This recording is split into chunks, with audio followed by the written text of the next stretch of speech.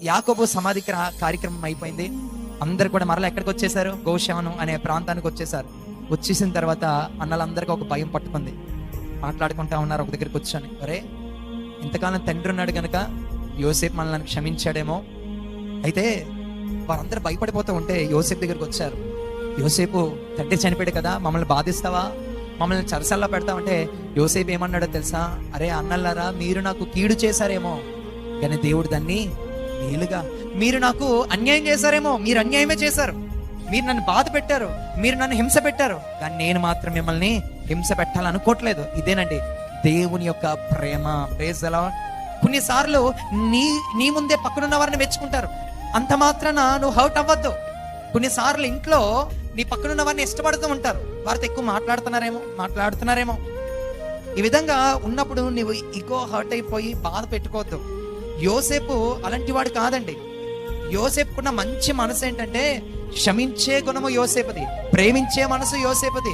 అన్నలందరూ ఒక దగ్గర చేరుకొని ఒకరు మాట్లాడుకుంటూ ఉన్నా నన్ను కార్నర్ చేసిన నేను మాత్రం అన్నల్ని ప్రేమిస్తూనే ఉంటాను అనుకున్నాడు యోసేపు.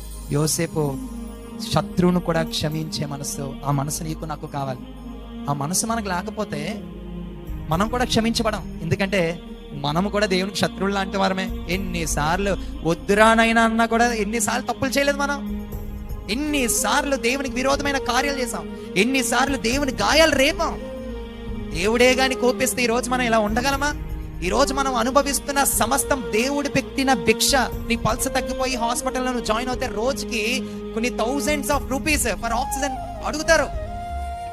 ఈ రోజంతా ఆక్సిజన్ పెట్టుకున్నావు కదా నాయన, ఒక 5,000 కట్టు అంటారు. దేవుడే ప్రతి దానికి నువ్వు ఆక్సిజన్ యూజ్ చేసుకుంటున్నావు కనుక నువ్వు ఇది కట్టు, నా పంట నువ్వు తింటున్నావు కనుక కట్టు అని దేవుడే బిల్లు వేస్తా. బిల్లు మనం కట్టగలమా?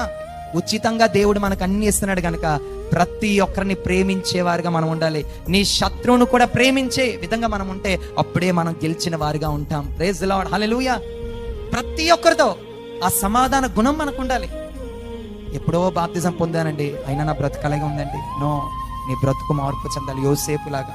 నిజం చెప్తున్నాను ప్రియులారా, ఎవరైతే ఇట్టి రీతిగా వారి యొక్క బ్రతుకును మార్చుకుంటారో వారి బ్రతుకులు మామూలుగా ఉండవయ్యా. సమాజంలో ఒక గౌరవం వారికి దేవుడు ఇస్తాడు, సమాజంలో వారిని ఉన్నతమైన స్థితిలో ఉంటాడు, సమాజంలో ఒక 100 మందికి పెట్టేవారుగా వారిని దేవుడు నిలుపుతాడు.